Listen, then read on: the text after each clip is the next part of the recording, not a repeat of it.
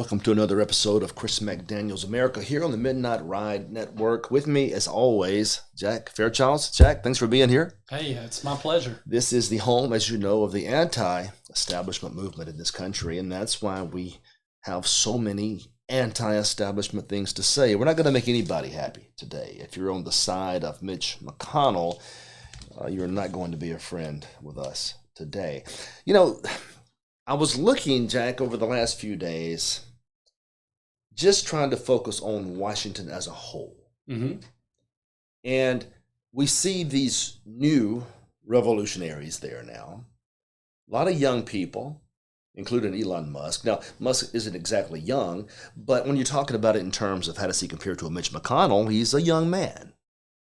How does he compare to a Nancy Pelosi? He's a young man. There's a lot of young people compared to Mitch and Nancy. And that got me thinking, why is it that Congress has become an old folks' home? Why is it the halls of power in the states have become old folks' homes?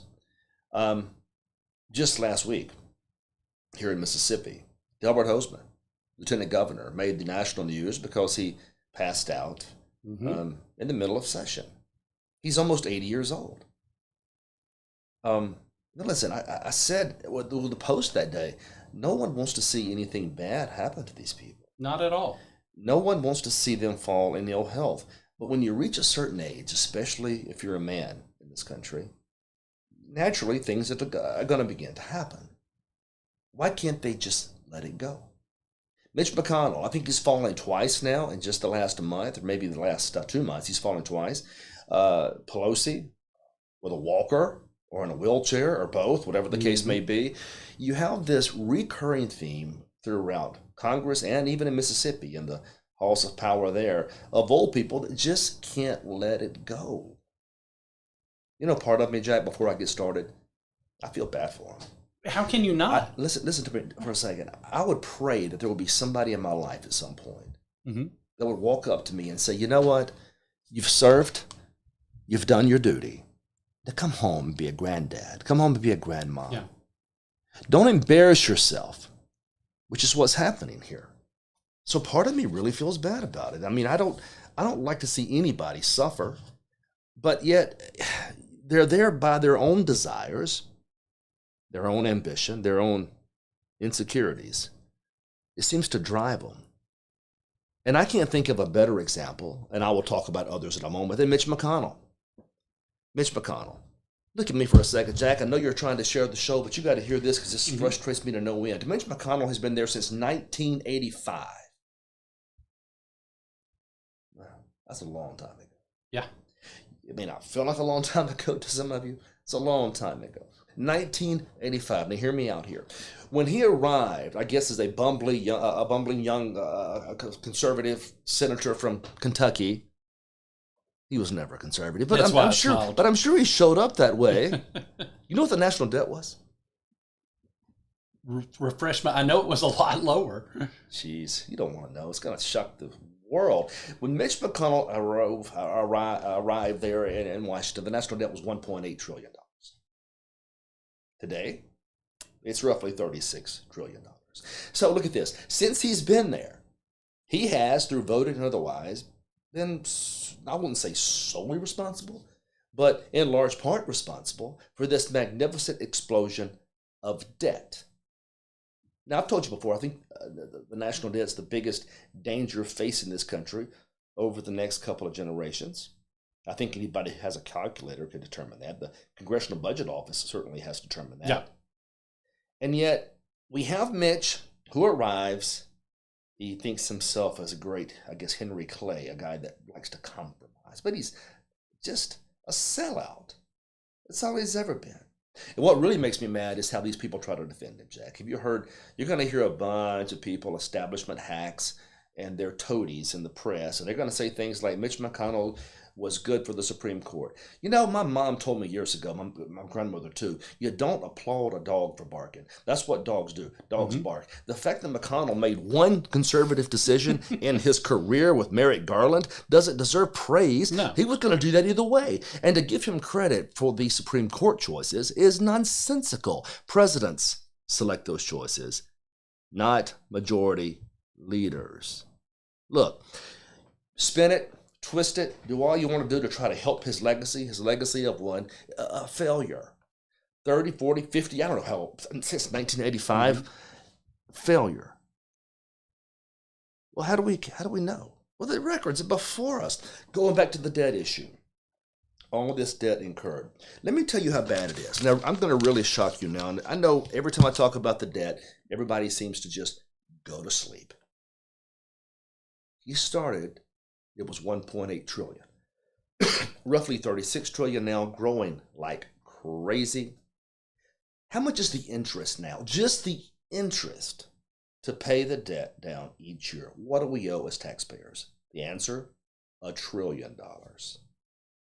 The interest alone to service the debt is almost as high as it was total when he started. Okay? That's not something to celebrate, Mitch. No. It's not something to be happy about, Mitch, especially when you led the party of conservatism for so many years. It gets worse. Where does that put it in your overall scheme of spending? More than $1 trillion just to service the debt. That's higher than the entire defense budget to defend this country. Only one government program spends more money than just simply servicing the debt. That's Social Security. Let's say it another way. We spend more on servicing the debt than we do on Medicaid, than we do on Medicare. That's just interest. Now, you understand, if we're having to spend that much on interest, that's $1 trillion that could have been used on any number of other programs, or perhaps even better, to give back to the taxpayers.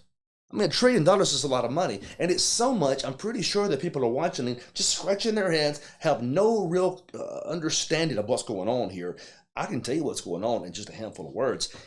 We're screwed because the math is the math.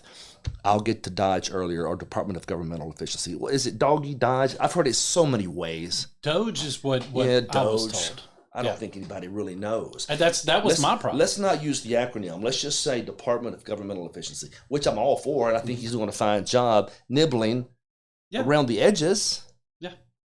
Okay, and I like it. Don't get me wrong. I would like to see a whole bunch more federal employees get fired, and a whole bunch more things be found. This waste that's occurred over the years. Oh, by the way, I guess we can blame that on Mitch McConnell as well, because during this entire period of time he's been there, how many bloated budgets has he passed? Every one that came before him. Everyone.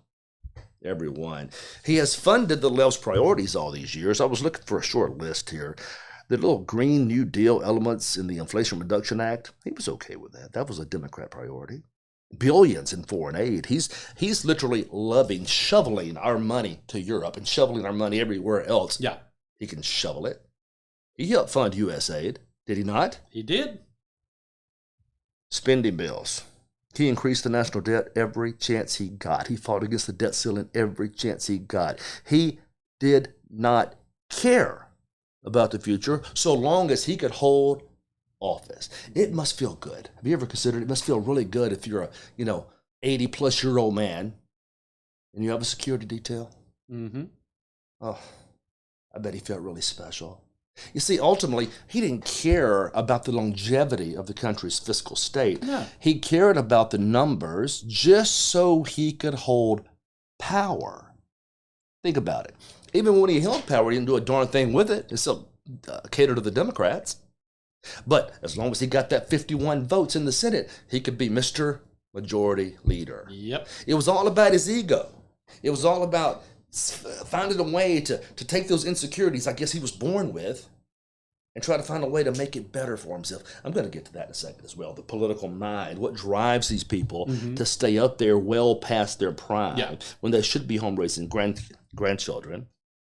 Think about this. Where was Mitch McConnell on border security all these years? He wasn't on the right side of that issue, I can tell you that. He didn't push for border security, did he? No. He didn't help Trump with the wall, did he? Not at all. It was a non-issue for him. You know why it was a non-issue for him? He was more concerned about the Chamber of Commerce than he was regular Americans. Because the Chamber of Commerce gave him what, Jack? Look at me. Money. And that's how he kept the senators in control. Yeah. What did he do? He fought every time a conservative challenger came up to fight. I was one of those some time ago. He fought us like the devil, but he needed that money to do so, and they didn't care about principle. They didn't care about policy. They didn't care what was happening to the country. He just wanted 51 votes so he could be majority leader. Yep. I'm not going to celebrate that. It's ridiculous. No. It's ridiculous. I'm just getting started here. I guess I could keep going, but he even supported gun control legislation at one point in his career. I remember. He helped confirm liberal judges. He barely voted against any of these liberal cabinet members that have been appointed throughout the years. Did you notice that? I did. But he doesn't seem to have a problem fighting Trump's cabinet positions. Yeah, he's voted against a fair number of them. He's been the lone Republican voting against. Get along to go along. Do anything to satisfy the Democrats. And people, that's the thing, what frustrates us, because we always argue. I guess years ago we heard this in the 60s. You know, there's a left wing and a right wing, but they're just part of the same bird. Yeah. Right? You ever hear that? I have. He's the perfect example of that. Do you really believe he and Schumer are enemies? No. Give me a break. They love the struggle because the struggle places them in these positions of authority, and even though things never, ever change. And that's why McConnell hates Trump. You can call Trump a million different things. I tell you what he is. He's a disruptor. I love it, too. He's a disruptor. You can call him this. You can call him that.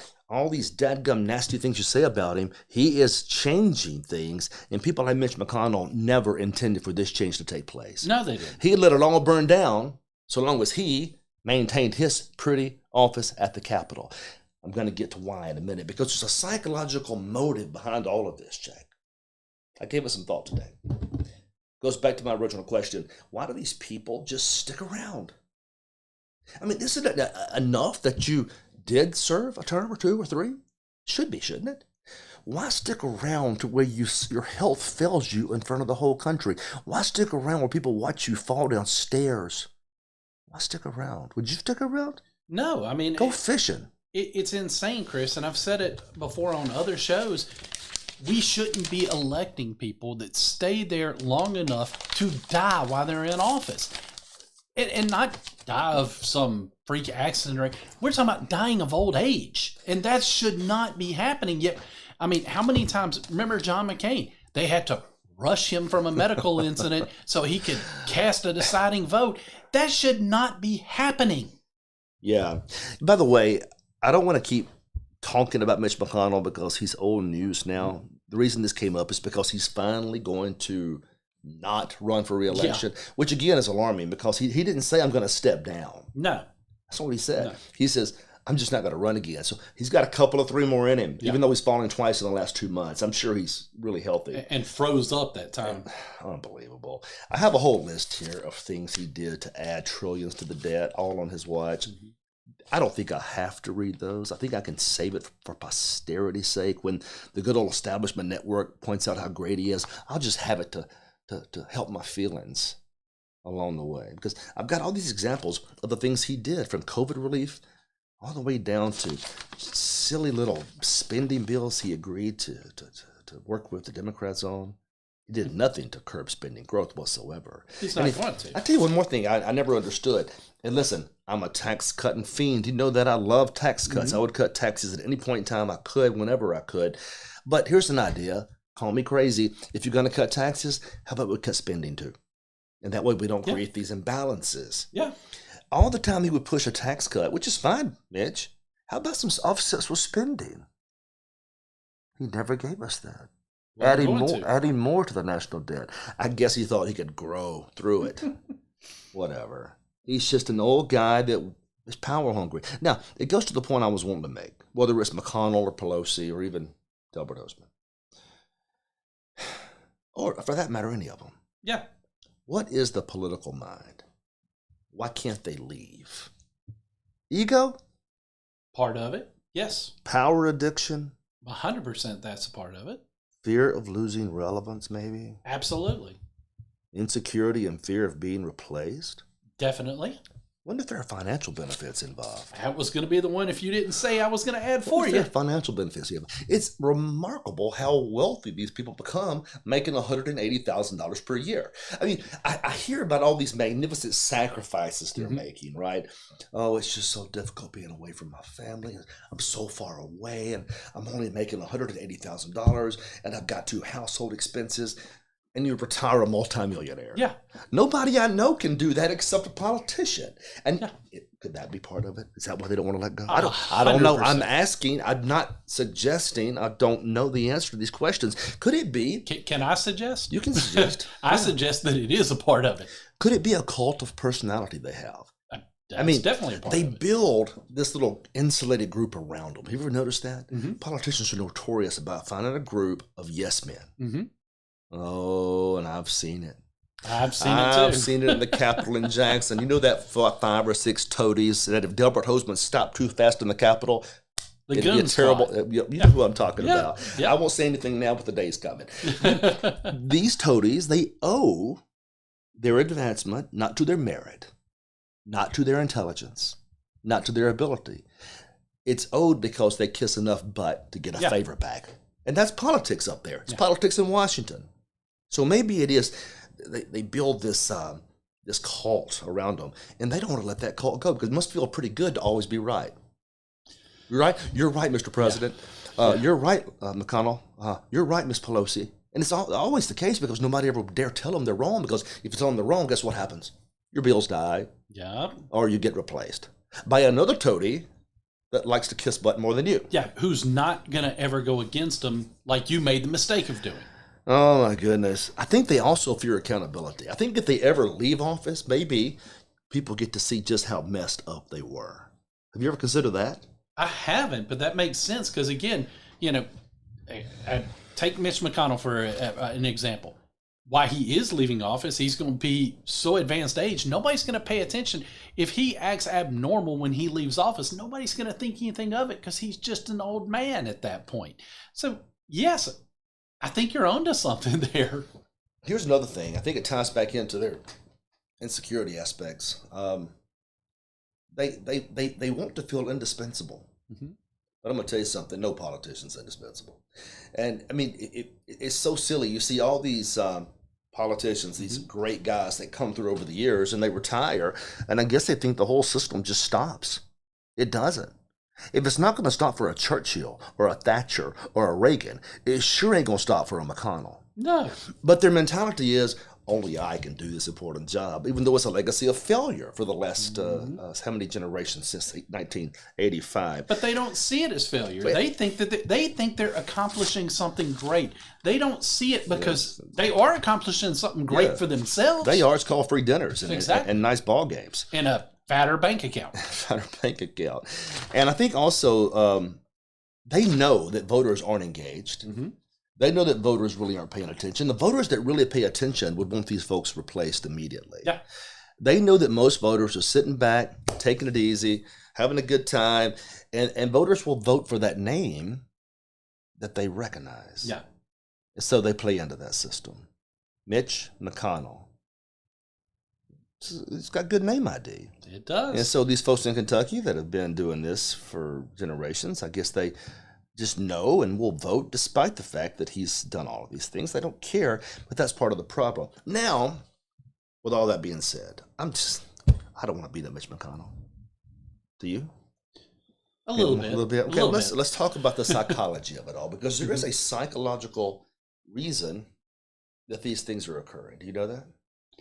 I want to hear more about that. Okay. The political mind is a disgusting place. It really is. There have been all sorts of debates over the years as to what drives people. And one of the theories is that we have a reptilian mind, in short. And politicians certainly share some of those traits. Reptilian mind is all about survival. And it doesn't have deep thoughts. It has short, concise thoughts of how to survive. If it's attacked, it fights back. Or it squeals, claims it's being bullied, whatever the case may be. It's a very short-sighted mindset. And it's driven in so many ways by what Freud would consider to be childhood insecurities. Now, what is that? I used to joke that most of the politicians I served with, you could tell they really had not gotten enough hugs as a baby. I mean, they were desperate for attention, desperate for someone to just touch them on the shoulder and tell them they're okay. These are the most insecure human beings you're ever going to meet in your life. They're pleasers. because they're so afraid of whatever the past held for them. Maybe there was conflict. Maybe there was turmoil. Maybe there was some abuse. I don't know what drives it. I just know there's a remarkable amount of childhood insecurity, and so they seek validation. Think about it. They'll behave in any way imaginable. They'll lie to your face any way they can because they want you to validate them. Yeah. And they think the office does validate them. They've lost track of that, though. An office can never validate you. Either you are or you are not. You're either a good person or you're not. You're either solid, intelligent, articulate, or you are not. Having a title doesn't change that, but they believe it does. Number two, there was something in their life, it's going to get me in trouble, that amounted to social rejection. Probably happened at a formative age. I bet you these weren't the most popular kids in high school. And I know you're onto something with that because, and sure, there are exceptions to every rule. There before are. Somebody says otherwise. There are. But a lot of the ones that I know, that I knew from high school or college days, they were not popular. So we're on to something now. Childhood insecurities and driven by social rejection. And listen, nobody likes social rejection. No. Social rejection stinks, and it's happened to everybody from time to time, depending on our situation in life. Happened to me this morning. Well, it happens to you a lot, clearly. I mean, obviously. Yeah. Anyway. Point is that you have social rejection as a child, and so you have to learn to deal with it. Most of us deal with it, I think, in a healthy fashion. Not these up-and-comers, baby. No. Not these politicians. Oh, no. They're going to prove to you they're cool. They're going to show you they're cool. You may have rejected me when I was a teenager, but by God, when I'm elected, I'll be the cool kid again. It drives them. And that's why the office becomes so important to them. It's not just an office anymore. It's an identity where they find validation and security and acceptance, even though they're not really being accepted at all. It's a mirage. It's a game. Yeah. What was that movie one time? Not Facade, but Facade. It's a Facade. What movie was that? I know the line, but now you asked, so now I'm drawing a blank. So you take all that and you put into a hand, you add a touch of narcissism, which also was fueled by the childhood insecurity and the social rejection. So now you've got this caustic, synergistic formula occurring. And of course this person's going to run for office. The problem is when he runs for office, what happens then? Because they still feel insecure. It's not like getting elected changed the security aspect. So now, because they are so afraid and because they are so insecure, what's the one thing they despise more than anything in the world? And that is accountability. Criticism. And that's why they scream bloody murder every time somebody dares to criticize them. You want to see an animal behave wildly in the wild, corner it. You want to see a politician behave wildly on social media, criticize him. Oh, yeah. Criticize him. All of a sudden, it's a big ordeal. It's the end of the world. No, we all see your childhood trauma. We all see your insecurity. And now you're screaming it for the world to see. And it goes to show how bad it is when you have to type on social media to beg your friends to come defend you. That's not the way grown men are supposed to act. You don't have to beg your friends to tell you you're going to be okay. You can still sleep at night unless the insecurity is driving you bonkers. And that's part of the problem. So take that, you add that ego to all of these childhood trauma issues. You're starting now to create the perfect politician. And they have this fear now because they have been elected. If I lose the seat, I lose my identity. Hence, I'm back to social rejection. Hence, I have more insecurity. And I think they also know intuitively, if they lose this job, there ain't nothing else they can do. Oh, that's definitely accurate. You think about Congress. These people are living high on the hog. Most of them could not function in the free market. No. They can shake a hand. They can stab somebody in the back. They can socialize and they can raise money and they have a good haircut, but they don't have any real skill. They've never won a court case. They've never sold a business. They've never run a business. Most of these guys and girls are just a hiccup away from junior high. Yep. And they found the one thing they can hold on to, the one thing that gives them identity, and that's why they'll do anything to keep it. The accountability kills them. The criticism kills them, because when you hit them, They don't want to debate the ideas and talk No. about why being accountable is difficult. They're afraid that accountability could cost them this touch of security they found in this world. Yep. Isn't it weird? Act on macho, act on tough, the biggest kids in the world. And that's why they behave the way they do.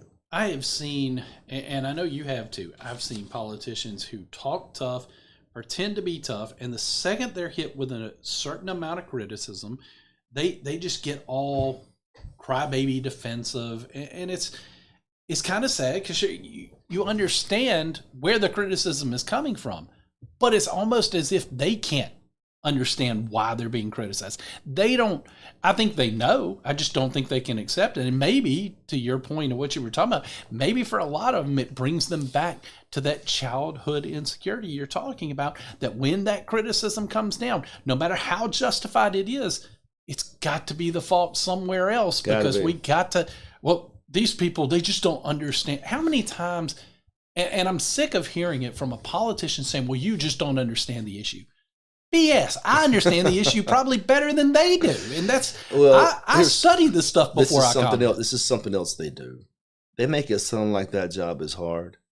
Give me a break. Yeah. You got people out there in coal mines risking their lives tonight. Yeah. You got oil field workers losing limbs. Don't tell me your 2-hour break for your steak dinner at night and the afternoons is going to be a real problem for you. Yeah. I'm sick of hearing that too. We work really hard. No, you don't. No, you don't. No, you don't. Not compared to the real world, you don't. You think you do, but you don't. Fear of personal failure and shame. That goes back to the social rejection issue from earlier. If you get rejected again, you're that same 10-year-old. You can't climb out of it. So they'll say anything, behave any way. Do you think, too, I thought of this earlier, could this be a substitute, the power they seek, for genuine love? Yeah. Did the mama not love him? Did daddy not love him? I mean, can they not find acceptance in society? So, do they need the power as a substitute? That's the question. That's a great question. It makes perfect sense. The point is that not all are like this. I agree. But a disproportionate number are. Much more so than those in society. There's another psychological term for that. It's called the Peter Principle. Have you ever heard of that? It sounds familiar. I want you to think about this. It's pretty profound. It says that people tend to rise to their level of incompetence. Rise to their level of incompetence. It's called the Peter Principle. Politicians don't get to where they are because of merit. They get to where they are because of obsession with climbing ladders. And so naturally, when they prioritize self-promotion, for instance, over competence, this is what you get. They lack real-world achievement, so they have to create a perception of achievement. Think about this. How many times do they say, well, I'm chairman of this committee? Nobody gives a damn what committee you're a chairman of. You don't have anything in the real world to talk about, and that's why you're talking about the perception of authority, the perception of power.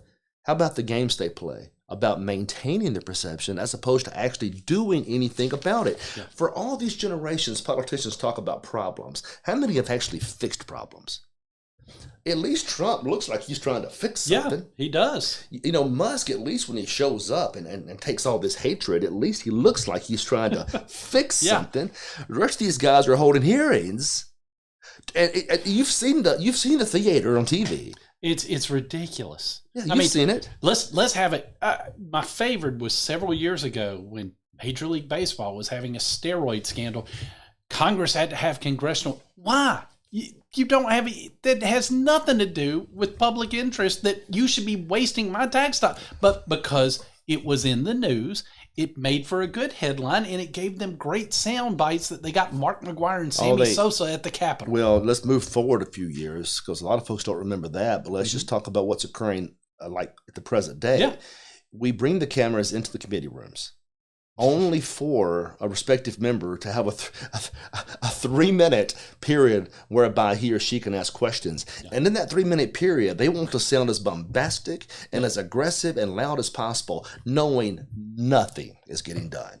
Yeah. And what they do, they freeze frame those clips, and they take it back to their constituents and they say, we fighting for you. No, you ask a question, a meaningless question in a meaningless hearing, and then you went right about doing exactly what the leadership told you to do, which is to vote the way you're supposed to vote to get your campaign donations. And that's all you've done. It's a game, which leads to my next point, right?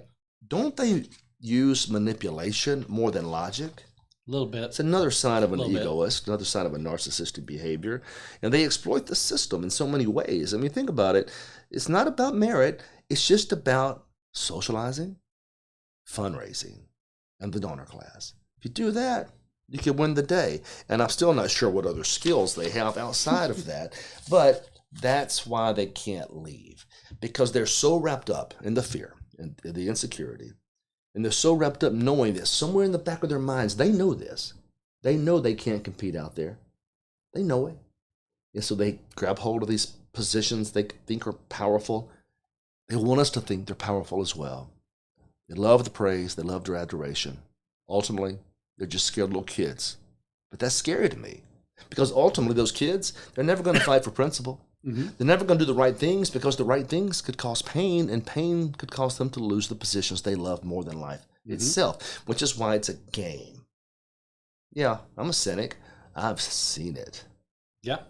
I've lived it.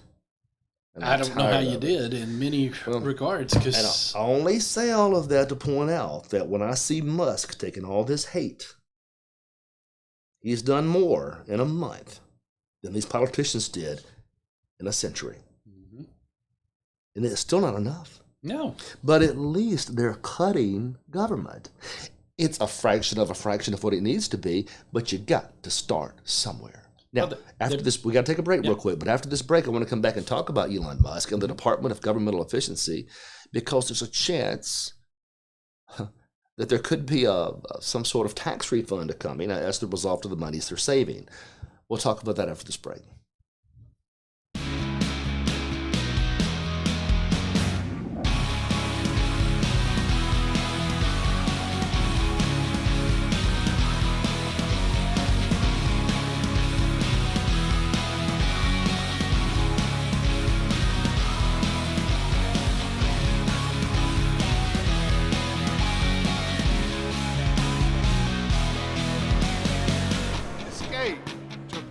Resort.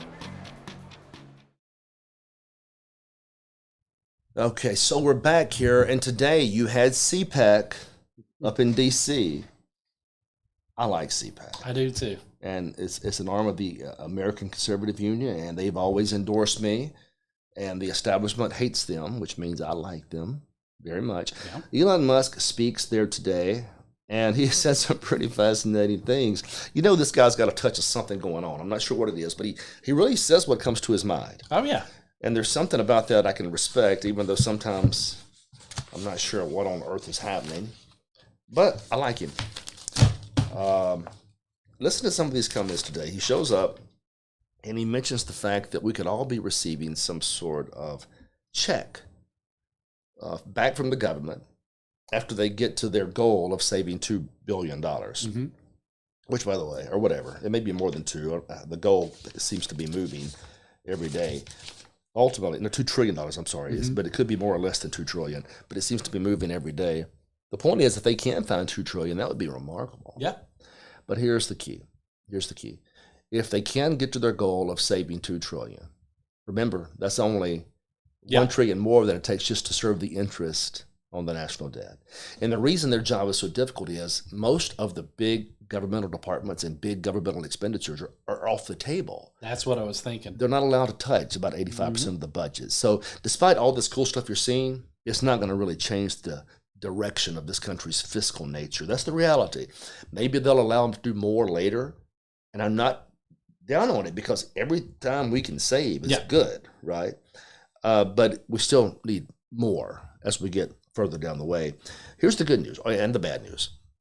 If there is going to be a refund check given as the result of savings found, this is going to sound hateful. It needs to go to taxpayers, not just everyone. Yeah. A lot of people in this country don't pay taxes. I agree. And they don't deserve back money from the government if they don't pay taxes. They're already freeloading, a lot of them. That's a terrible thing to say, isn't it? We have a lot of freeloaders in this country. I don't think it's terrible. I think it's truthful. We have a lot of freeloaders in this country. You know who you are. But you don't deserve a check back if you freeload. Now, people that are paying taxes, yeah, let's dance. Yeah. Give them money back. Here's the downside if there is, though. We're trying to curb inflation. If you do throw back $2 trillion or 20% of $2 trillion back to these people, it could heighten the inflationary concerns. I hope it does not, but let me tell you real quick what inflation is. Not a big deal. Not going to make it super complex. It's an inflation of the monetary supply. Mm-hmm. It means there's more money that creates a greater need or a greater desire for consumption. That greater desire for consumption creates scarcity in the marketplace, and so prices go whoop, up. Mm-hmm. And the secondary problem is the more money's in circulation, the less a dollar is worth, so prices, it takes more dollars to buy an item. So inflation is a real concern for a country. It devalues the currency, and it makes it difficult to afford just eggs, for instance. Yeah. We're seeing that now.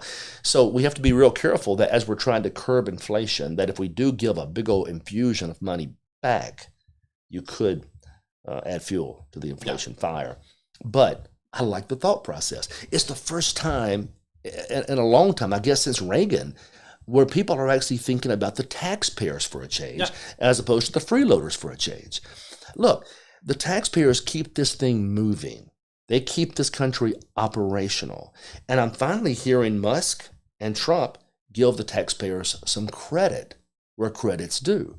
And he said that today. He goes, man, look, we're going to give it back to the taxpayers because so far in D.C., they've been taken advantage of. They've been manipulated.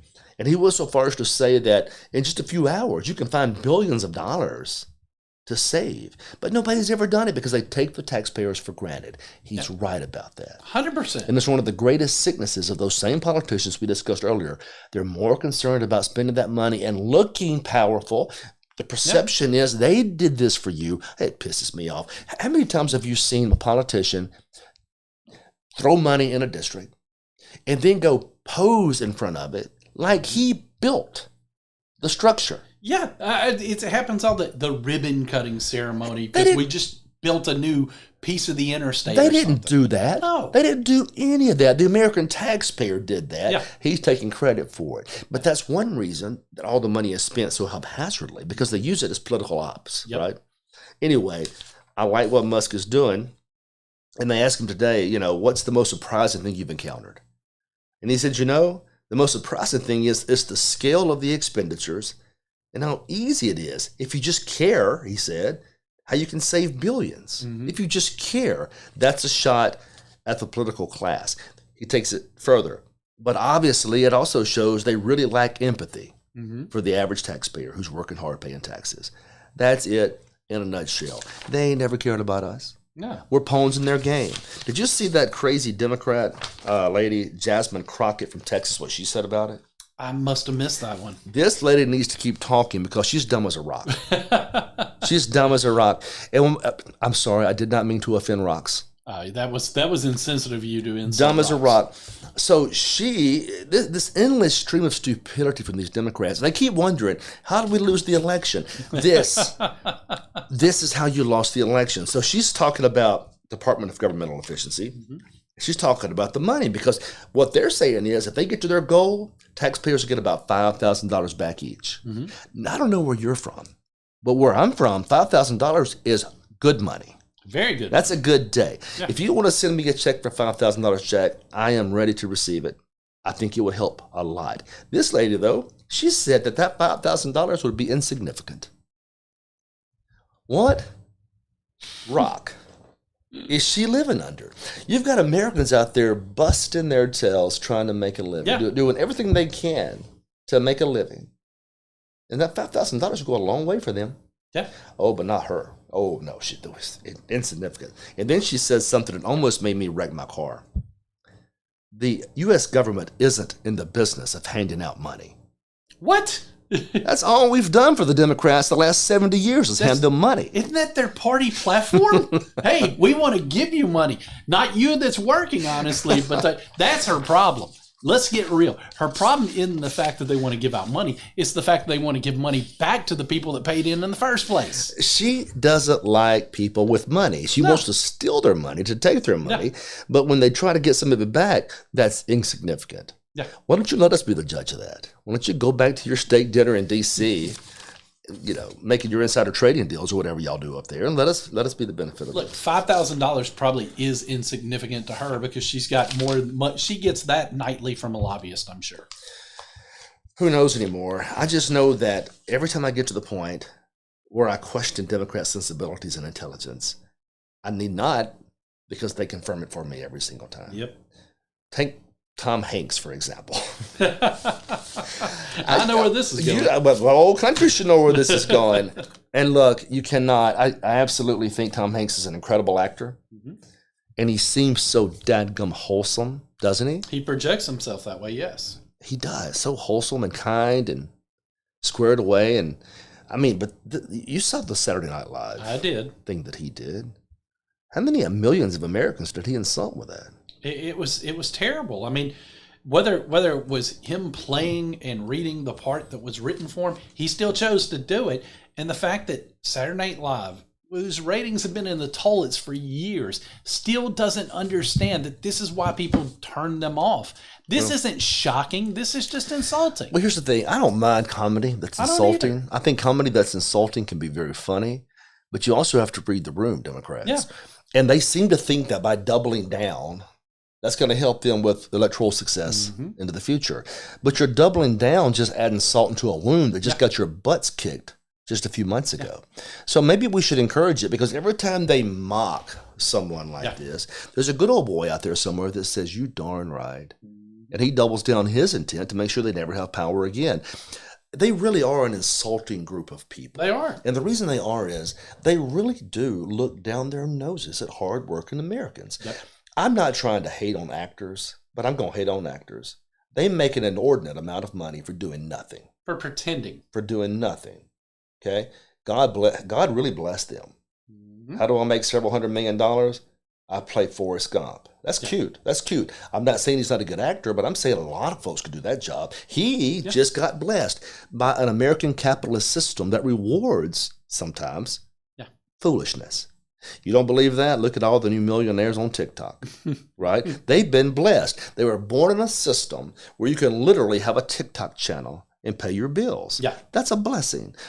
He was born into a system where you can act and make millions and millions of dollars. So instead of recognizing the greatness of that system, he attacks it. And he basically insults the very people that go watch his movies.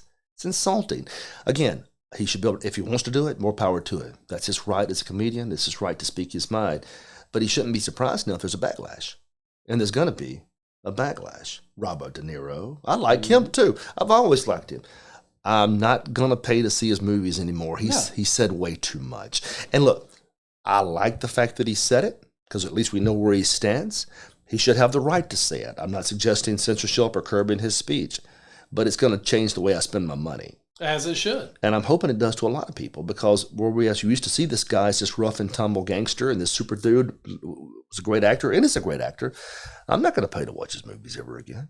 Never. Yeah, I mean, it's the time of their just taking their audience for granted. And that's what they're doing. They're taking their audience for granted, where they just believe that, I can do or say or act however I want because I'm a megastar. I got a star on the Hollywood Walk of Fame. So, of course, I'm important. It goes back to the same point you were making just a second ago when it comes to these politicians. It's the same thing. They have this feeling of importance the same as them, and they don't think it can ever be taken away from them. You got to wonder, though, the data. You got to wonder who the real stupid people are here. I mean, they call Trump all these names, and they make fun of him, right? Yeah. He captured a record number of African-American males this time. He almost split the Hispanic vote. He did. Made gains with Asians and Jewish Americans. Won defections from Wall Street, Silicon Valley. Yep. Did all of that. Who are the dumb ones here? One would think the dumb one could be Joe and his ilk that basically gave us an open border. That's the reason they lost. That's not good politics. It's not good to run a country. You gave us an open border. You got 12 million illegal aliens. You got hyperinflation. You got 2 theater wars abroad. You got $1 trillion deficits and the Green New Deal, which is hurting every middle-class person in this country. Who are the stupid people here? Yeah. I mean, if they're so bright, This was an election they should have won. Exactly. And yet, they're mocking us for being ignorant. Yeah. This is their politics, and it handed us the election. Meanwhile, you've got this meltdown in Europe right now. Have you been watching this? A little bit. Look, let's add up the number of dollars we've spent to defend Europe, starting in World War I Mm-hmm. and continuing for more than 80 years to this very point. And let's ask ourselves if that money was well spent in every instance. The short answer is, of course it was, to defeat Nazism and those evil thugs. Of course it was to bring peace to some major allies and to secure a victory against a person, Hitler, that literally threatened to dominate all of Europe. Mm-hmm. I think we can all agree he was good to get stopped. Yeah. That was a good use of money, good use of resources. Now, since then, do you know that ever since then, we've pretty much defended all of Europe? Did you know that? I did. Meanwhile, Europe, having their own corollary responsibilities, hasn't spent on military spending, not the way they're supposed to. They've cut their military spending, almost less than 2% across the board for every major European power. Mm-hmm. And now here we are, saber-rattling over Ukraine and Russia, and they're crying because we seem to be showing lack of interest when it comes to their defense. When are they going to show an interest in their own defense? Why does the American taxpayer have to fund Europe to defend itself against Putin? Now, granted, listen, I want to be real clear. This isn't like a football game, folks. You can't just run outside and say Russia's our team. Russia is not our team. No. Now, Ukraine may not be our team either. Yeah. Can we all agree there's some problems with both these countries? 100%. Okay. 100%. I don't like the idea of folks just choosing sides there.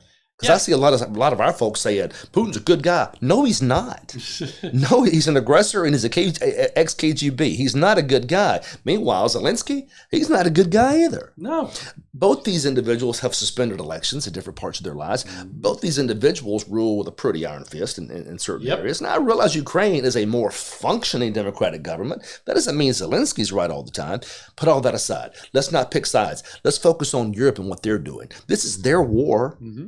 Are you telling me the combined powers of Great Britain, France, and Italy, and Germany, and then throw in a couple of the soft ones like Sweden? Mm-hmm. You're telling me they can't field an army to offset Putin, which has had the devil of a time taking any territory in the Ukraine?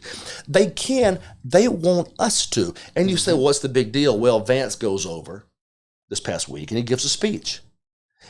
And it was gutsy. I don't think it was his speech, but it was certainly our government's position. Mm-hmm. And basically, he said, look, Europe's got problems. You're suppressing speech. You're suppressing political parties. And, by the way, we're tired of paying for your wars. Amen.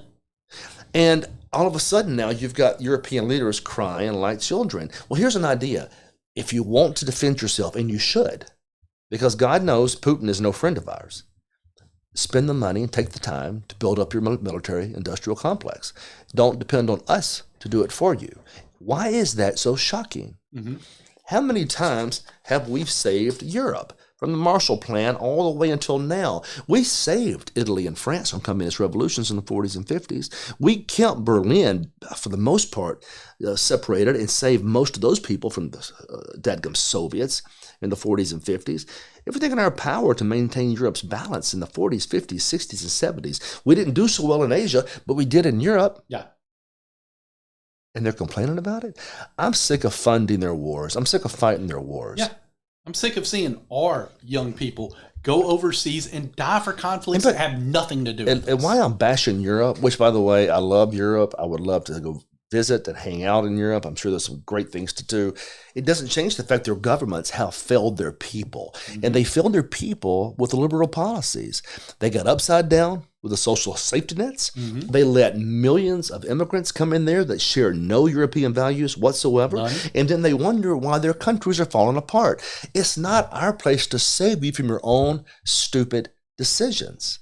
So if you want to see these other parties begin to rise, they call them far-right parties. I'm not sure what that means anymore because the term far-right's been so abused by the national press, no one knows what it means. But to the extent that populist parties are rising in Europe to offset Merkel and those other social liberal lunatics, more power to it. There has to be balance there.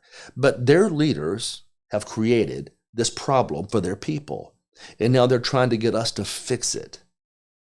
I think what Vance said was fine. I do too. I think Trump's foreign policy is fine. Now, granted, he says some unusual things over the last couple of days about Ukraine starting the war. I didn't see that coming. I didn't think Ukraine started the war. But at the same time, his policy toward Europe seems to be time to take care of yourselves. And that's a policy I can 100% get behind. It's a policy we all should be thinking that's the right move in the right direction. Yeah. Right? So I don't know where it's heading. I know that Putin has ambition. I know he is not a good guy. I know that he is not the person he wants you to believe he is.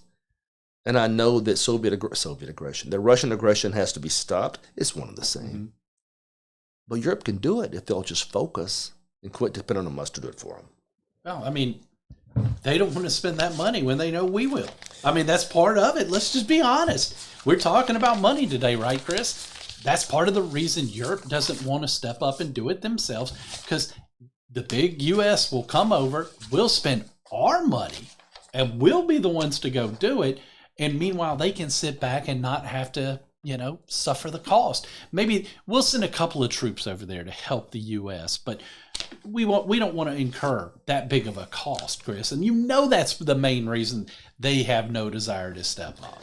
Well, the European people are good people. European leaders are pretentious. And they have that same Democrat mindset. They look down their noses at hardworking people. And in many ways, they look down their noses at Americans that are paying their bills. That's the most frustrating thing. And you wanna be that guy on a pedestal, fine, but pay your own bills. Yeah. Don't preach to people paying your bills. And when I hear Europe preaching to us about foreign policy, it's kind of like, yeah, whatever. Let me tell you a quick summary of that foreign policy over the last 80 years. I'm not going to beat a dead horse here, but I want you to see what we've done for these people. We revived all of Western Europe's war-torn economy, remember? That was the Marshall Plan in 1948. We stopped communist victories in elections in Italy and France in 48. We kept Berlin free with the airlift in 48 to 49. We established the NATO alliance in 49. And since that time period, Europe's been incredibly prosperous, have they not? Yes, they have. And they were so prosperous, and we built such a good defense system during the Cold War that the Soviet Empire collapsed in 1989 through 1991. And so peace prevailed throughout the entire area. While that peace was prevailing, Europe went to sleep militarily speaking, because we were there. And they knew that we would never let anything happen to their country. So they took all their money and they spent it on nice liberal agendas, anything but a functioning, strong military to defend themselves. So look, I don't have a lot of sympathy for that. If they're going to be pretentious, they need to pay their own bills. Yeah. Same with the Democrats in this country. You're going to be pretentious, you need to pay your own bills. So that's my position there. I think we're off on the right foot so far. I do not want to see Russia make gains. No. And I would hope that Ukraine does not have to give up territory. However, I'm not so sure any of that's possible anymore. It looks like if there's going to be peace at all, that Ukraine is going to have to give up some slice of territory. Otherwise, Europe's going to be embroiled in a nasty, vicious war. They're going to have to win by themselves without our support. Yep. And I think that's why Trump did that. In fact, now that I've come full circle, that's exactly why he took the action he did. He's going to force them to peace, recognizing there will be no chance of the U.S. entering that conflict. Yeah. That's what he's doing. It's a smart move. It's strong foreign policy. We'll see if, history will judge it whether it's smart, right? But it is strong foreign policy. And again, when you look at some of the things and I know it's still early in this new presidency, but you see things like the tariff threat against Canada and Mexico, where they made concessions before it ever went into effect. So I'm hoping that this strong arm tactics that we're seeing, I'm hoping that he keeps it up, and I'm hoping that it continues to work. Well, but you're right. We got to wait and see how it plays out before we can praise it as a great strategy. And lastly, as we move back to domestic policy here just for a second, we have to be very aware that so far that Trump has entered about 70 executive orders. Yeah. And that is not a preferable way to govern. No. The reason it's not is, even though it gives you some short-term victories, these are things that are easily overturned by the next administration. Now we're looking to you, Congress, and we're going to see what kind of conservatives you are, what kind of Republicans you are. You know, I saw Thune today taking a victory lap on some of the victories they had with legislation involving the Democrats. Well, that's cute. That's a budget deal. That's cute. What about the other serious reforms that need to be passed to save this country? And what we're going to be hoping is that these Republicans found their backbones at some point, because executive orders, as great as they can be in a short-term period, can't and will not get it done. No. Some will be stricken by courts, some will be ignored, but the ones that even survive will be overturned the second a new president takes office. We need legislative change in this country, and that includes additional tax cuts and spending cuts across the board. If we find that, it's going to be a good day. But if we don't find it, and we're living only by executive orders, we're going to wake up here in about 3.5 years and be really upset. We need bold leaders. We need people that aren't just going up there because they want to be invited to the next social gathering, that aren't just going up there because they realize that a lobbyist will line their pocket and they can get rich. We need folks who are willing to actually go up there and do the job we elected them to do.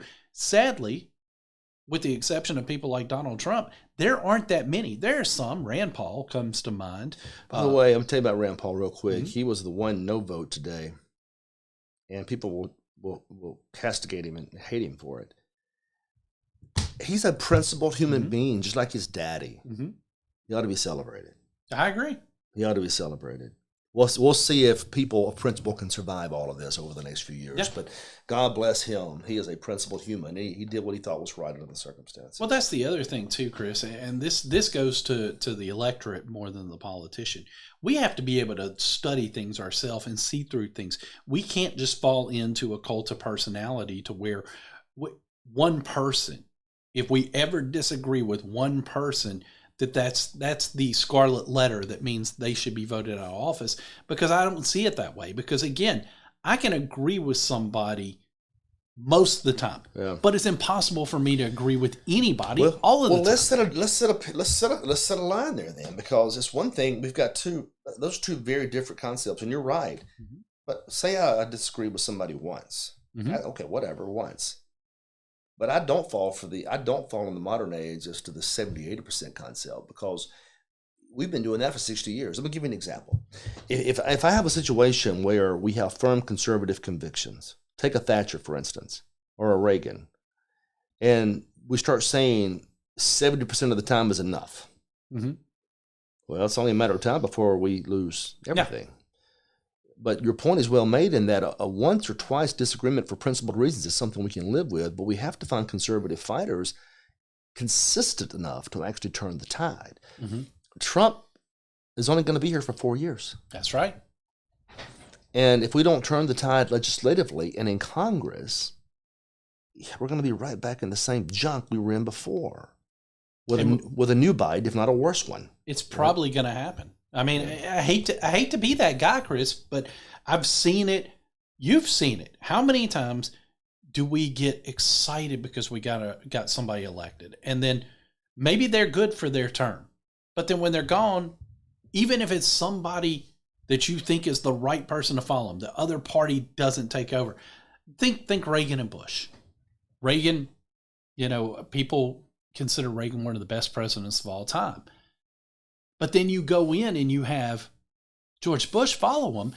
I remember we were told that was going to be extending the Reagan administration, but it really wasn't, because Bush didn't have the same ideals that Ronald Reagan had. Let me tell you, it's the same. We got to go here in a minute, but it's the same fight we've had since the 60s when it comes to the Republican Party. A faction of our party are Northeastern bankers. I mean, let's not cut ourselves. Wealthy, privileged, silver spooners. Okay, that's a fraction of our party. And that fraction doesn't see the world the same as the hard-working good old boys that are the overwhelming majority of our party. But they manipulate the good old boys and girls. They manipulate them. These nasty ads and all this donor and all this money, and they play their fears against real conservatives. Lord help us. we don't have a lot of real conservatives in Washington. Congress is where we're going to lose this fight if we're not careful. And I'm already seeing the warning signs that Trump's agenda's in trouble over there. Yeah. Well, you know it is, because Thune and his merry group of Republicans, they're not going to fight the way Trump wants them to fight. No. Hey, we pray he does. And I'll be the first one to rescind my words if that's the case. But I have a sneaking suspicion that agenda's going to die in the Senate.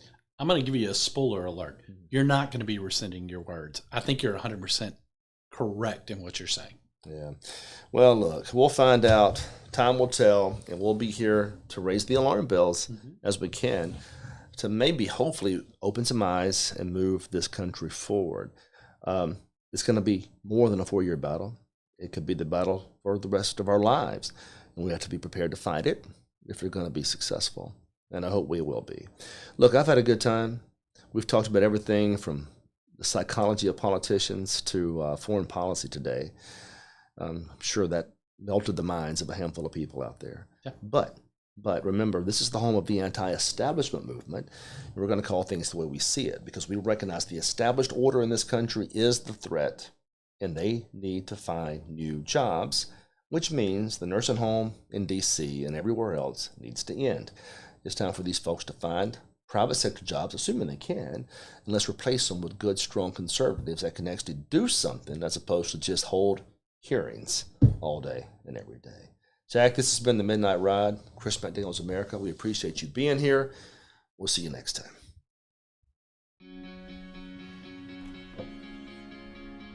Looks like you've been sleeping well, Megan, he's back. The My Pillow guy. and you're looking good. Still feeling good. Well, just when you thought it couldn't get any better, we've got the best pillow ever, My Pillow 2.0. Wow, it's so soft and smooth. It's cool to the touch. How did you do that? Well, we took My Pillow's patented fill and combined it with this new technology that we didn't have back then when I invented My Pillow to bring you the best pillow in history, My Pillow 2.0. Just like all of you, I never imagined that My Pillow could get any better. That's why I haven't changed it in nearly 20 years. Then I heard about a revolutionary new technology, and I knew I had to bring it to you all. My Pillow 2.0 is truly the next generation of My Pillow. The My Pillow 2.0 is cooler and softer than the last My Pillow. It is so comfortable to sleep on at night. I look forward to going to bed, and I wake up well rested in the morning. Sleep is all about temperature and height. My Pillow 2.0's patented adjustable fill is going to give you the exact individual support you need from your head to your bed. And now here's where it gets even better. We've all experienced those temperature-related sleep interruptions where you get too hot, you toss and turn, you flip your pillow over to the cool side. Well, all that's gone with my brand new My Pillow 2.0 cooling fabric that's made with temperature-regulating thread. The best sleep just got even better. Whether you have a MyPillow or not, you need to get the brand new MyPillow 2.0. Call or go to MyPillow.com now. Use your promo code, and for a limited time when you buy one, you'll get a second one absolutely free. You're sleeping even better. And cooler, too. And you're looking good. Feeling good. I knew you would. Visit mypillow.com.